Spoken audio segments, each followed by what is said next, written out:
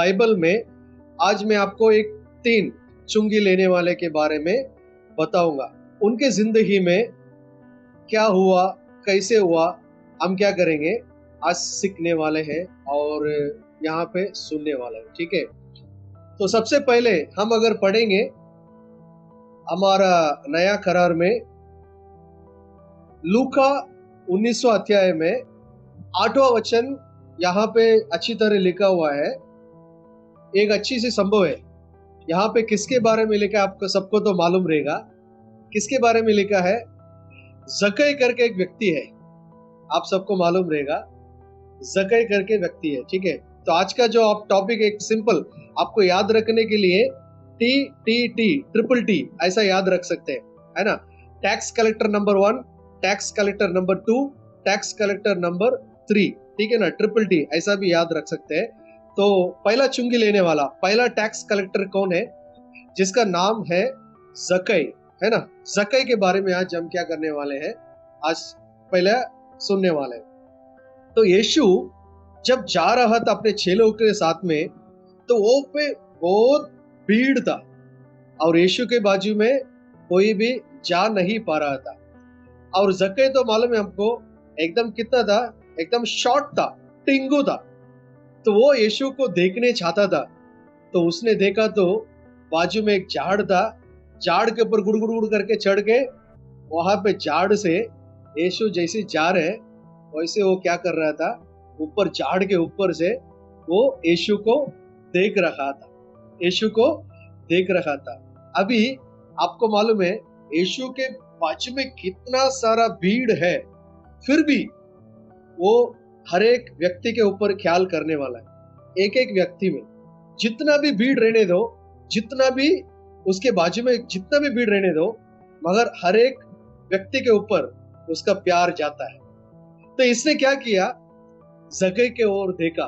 कितने भी आजू बाजू में कितना भी पब्लिक रहने दो, वो सबको छोड़ा, उसने सीधा जक्कई को देखा। जक्कई किधर है?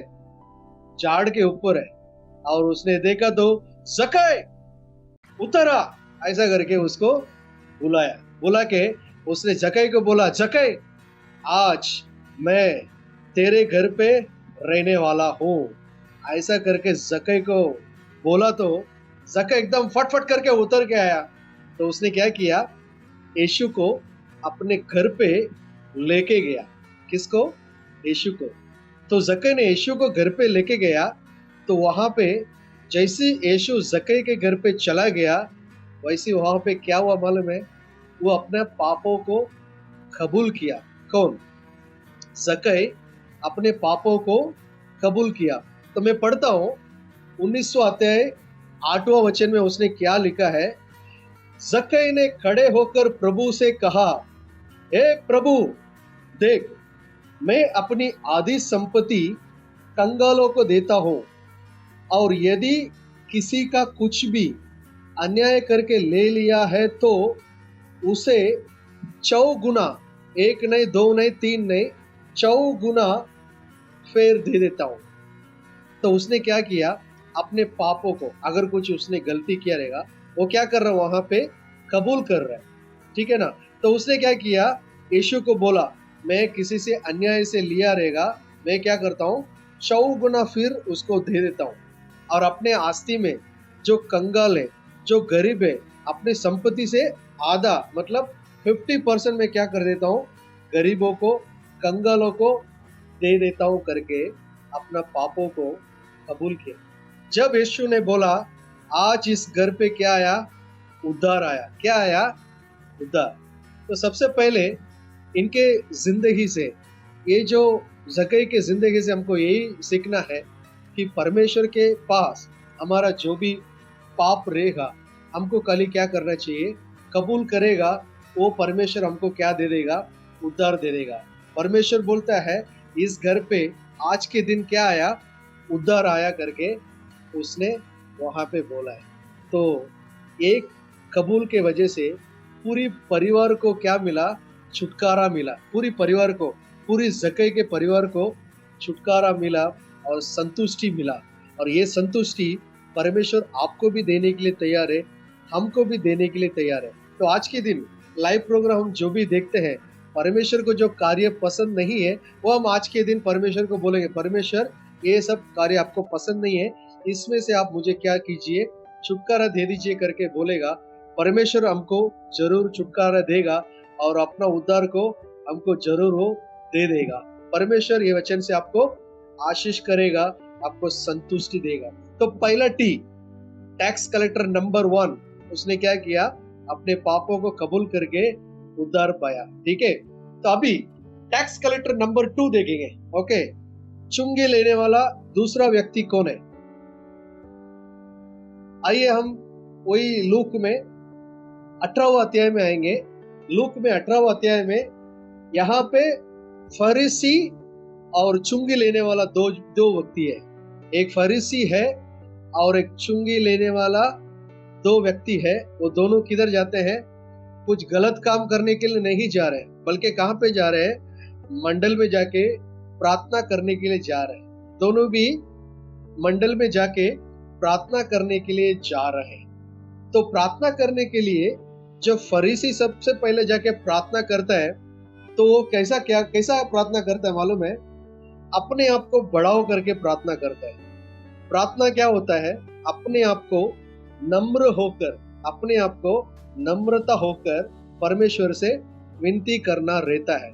और ये क्या किया, मैं क्या करता हूँ, हफ्ते में 2 बार उपवास करता हूँ। कितने बार? 2 बार। तो ये बोला जाता है क्या, यीशु हमको बोलता है जब तू उपवास करता है तो किसी को मालूम नहीं पड़ना चाहिए, ऐसा करके यीशु ने बोला है।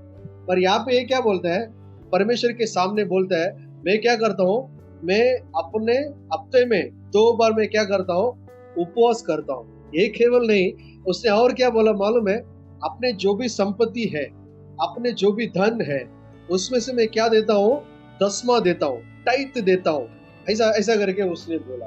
तो ऐसा सब अपने आप को बढ़ाओ करके उसने प्रार्थना किया। ठीक है, परमेश्वर ने सुन लिया। फिर बाद में उसने क्या बोला मालूम है, बाजू में देखे, ये चुंगी लेने वाला जैसा नहीं है। मैं कैसा बोला, ये चुंगी लेने वाला जैसा नहीं है। और अपने आप को उसने क्या किया, एकदम बढ़ाओ करके नम्रता छोड़कर उसने प्रार्थना किया। तो ये वाला प्रार्थना परमेश्वर कभी स्वीकार करेगा क्या? बिल्कुल नहीं करेगा। तो फिर बाद में वहां पे देखा तो ये फरीसी के पीछे और एक व्यक्ति प्रार्थना करता है, उसका नाम भी नहीं है, सिर्फ वहां पे बाइबल में लिखा है चुंगी लेने वाला है करके। मैं आपके लिए पढ़ता हूँ वचन, लूक 18वां अध्याय में, लूक का 18वां अध्याय में 13वां वचन मैं पढ़ता हूँ। परंतु चुंगी लेने वाला ने दूर खड़े होकर स्वर्ग की ओर आंखें उठाना भी न चाहा, वरना अपनी छाती पीट पीट कर कहा, हे परमेश्वर मुझ पापी पर दया कर, हे परमेश्वर मुझ पापी पर दया कर। अपनी छाती पीट पीट कर, मतलब अपने जो सर भी एकदम नम्र होकर, अपने आप को ऐसा ऊपर भी उठा के नहीं देगा, एकदम नम्रता होकर परमेश्वर को बोला, परमेश्वर मैं पापी हूँ, मेरे ऊपर क्या करो, दया करो। ऐसा करके उसने क्या किया, विनती किया। तो परमेश्वर किसका विनती को स्वीकार किया मालूम है? ये फरीसी का विनती को नहीं, उसने किसका विनती स्वीकार किया? यहाँ पे जो चुंगी लेने वाला है उसका प्रार्थना को परमेश्वर ने सुना और स्वीकार किया और उसको आशीष किया। तो आज के दिन परमेश्वर हमको भी यही बोलने आता है। तो हम प्रार्थना करने के लिए जाते हैं या कहीं भी जाते हैं तो अपने आप को बढ़ाने का नहीं, बल्कि परमेश्वर क्या बोलता है, नम्र होकर, नम्रता होकर परमेश्वर से एकदम हम्बलनेस के साथ हमको क्या करना चाहिए, जो कुछ है प्रार्थना में मांगना चाहिए और अपना चलना भी रहना चाहिए। तो वो प्रार्थना और वो चालन वो परमेश्वर स्वीकार करता है, उसको परमेश्वर आशीष करता है। तो सबसे पहले चुंगी लेने वाला कौन था, उसके बारे में हमने देखा, ज़कै। दूसरा चुंगी लेने वाला ये प्रार्थना किया। तो इसके द्वारा हमने यही सीखा, नम्र होकर प्रार्थना। तो सबसे लास्ट और एक ही एक में आपको बोल के खत्म कर देंगे, ठीक है ना। तो तीसरा कौन है, आएंगे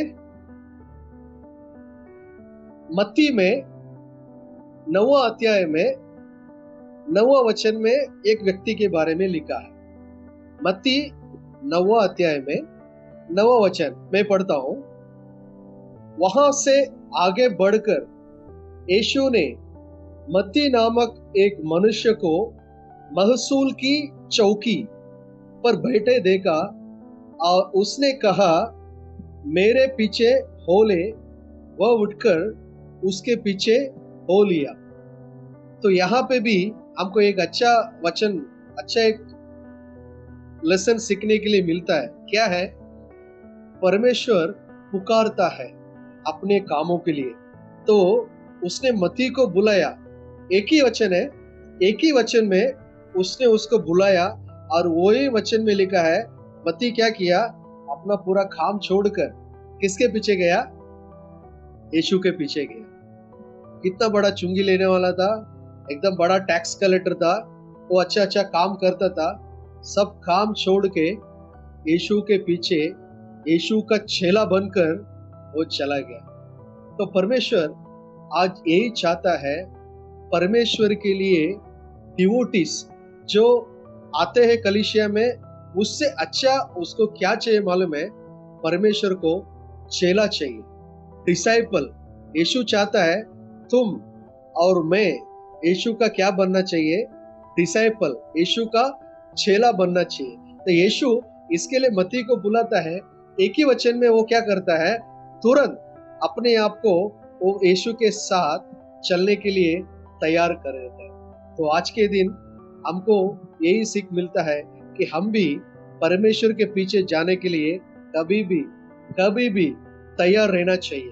परमेश्वर वही चाहता है। तो हमारा इस दुनिया में तुम यीशु का चेला बनकर रहो, ऐसा करके परमेश्वर आपसे विनती करता है। ठीक है ना? तो एक अच्छा सा ये वचन है, फिर से मैं एक बार पढ़ता हूं। मत्ती 9वां अध्याय में 9वां वचन। वहां से आगे बढ़कर यीशु ने मत्ती नामक एक मनुष्य को महसूल की चौकी पर बैठे देखा और उससे कहा, मेरे पीछे हो ले। वह उठकर उसके पीछे हो लिया।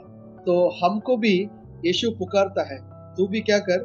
मुझे फॉलो कर, तुम भी मेरे पीछे आओ करके। आज यहाँ पे जो भी कार्यक्रम सुनते हैं, परमेश्वर चाहता है तुम सब क्या बन जाओ? मेरे चेले, मतलब यीशु का चेला बन जाओ। ऐसा करके यीशु चाहता है।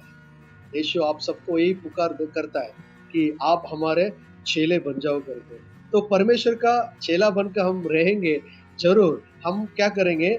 और भी बहुत जन को कलीसिया में लेके आ सकते हैं, और भी बहुत जन को परमेश्वर का संदेश बोलकर बहुत जन को हम क्या कर सकते हैं? चेला बना के हमारे कलीसिया में ले सकते हैं। ठीक है ना? तो ये ट्रिपल टी आपको एकदम इजीली आपको समझ गया रहेगा, है ना? तो सबसे पहले क्या था? जकई नाम का व्यक्ति था, उसके बारे में हमने सुना। फिर दूसरा एक चुंगी लेने वाला था, अपने आप को नम्र होकर प्रार्थना किया। और तीसरा मत्ती था, जो यीशु के पीछे जाने के लिए कभी भी तैयार था, तुरंत तैयार था। तो आज हमारे जिंदगी में भी परमेश्वर अपने शरीर से ज्यादा अपने आत्मा में उसका इंटरेस्ट है। तो इसके लिए इसका एक छोटा सा कहानी के द्वारा मैं आपको बताता हूँ। आप मार्केट में जाएंगे तो पोपट है ना, पैरट देखा रहेगा ना, पैरट। तो एक लड़का अपने घर पे पैरट पालता था। ठीक है ना? तो पैरट बड़ा हो गया, उसको पंख आने लगा। तो उसने क्या किया? वो कहीं उड़ के जाना नहीं चाहिए करके, ये पैरट उड़ के जाना है करके उसने क्या किया? मार्केट में गया। मार्केट में जाके उसने क्या किया?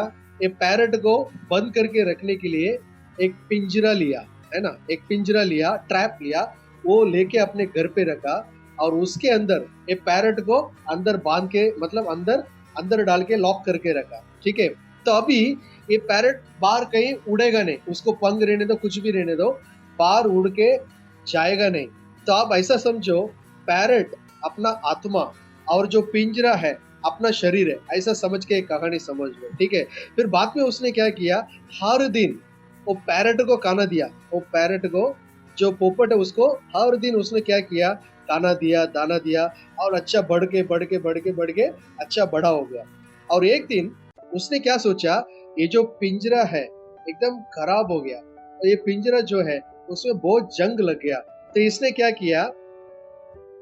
किया, ये पैरट को, ये पोपट को बाहर छोड़ के ये पिंजरा को सजाने में लग गया। तो पिंजरा को सजाने के लिए जाके पेंट लिया, सब किया। वो एकदम पिंजरा को सजावट किया, पिंजरा को पूरा सजावट किया, एकदम चमका दिया, पिंजरा को एकदम चमका दिया। पर उस दिन उसने पैरट को खाना देने के लिए और दाना देने के लिए भूल गया। ये पक्षी जो पोपट है उसको खाना देने के लिए, दाना देने के लिए भूल गया। तो अभी पिंजरा तो तैयार हो गया, पिंजरा तो अच्छा हो गया, पिंजरा तो एकदम सुपर है, मगर वहां पे जो पोपट को खाना नहीं दिया तो वो पैरट मर गया, पैरट पोपट मर गया। तो परमेश्वर आज हमको यही चाहता है, तुम पिंजरे जैसा अपने जो शरीर को हम ज्यादा सजावट करते हैं, कोई यही नहीं, मगर अपने अंदर जैसा पोपट जैसा, मतलब हमारे अंदर जो आत्मा है उसको हम कैसा खाना देते हैं क्या? तो परमेश्वर यही चाहता है, हम जो आत्मा है उसको खाना क्या होता है? परमेश्वर का वचन, जो यीशु अपने लिए वचन दिया है। ये क्या है? ये अपने को आत्मा के लिए आत्मिक का खाना क्या है? परमेश्वर का वचन है। और हर दिन जो हम यीशु से विनती करते हैं, हर दिन हम यीशु से प्रार्थना करते हैं, तो ये क्या है? ये हमारा आत्मा इसके वजह से अच्छा मजबूत होता है और हम परमेश्वर का चेला बनकर रहते हैं तो और भी अपना आत्मा मजबूत होता है। केवल हमारी आत्मा नहीं, हम परमेश्वर का चेला बनेगा और बहुत जन को यीशु के पास लाएंगे तो सबका आत्मा हम क्या करते हैं? मजबूत करते हैं। तो आज यही संदेश है जो ट्रिपल टी परमेश्वर इसके द्वारा हमारे जिंदगी में बहुत कुछ सिखाया, तो हम भी अपने जिंदगी में अप्लाई करेंगे, परमेश्वर जरूर हमको आशीष करेगा।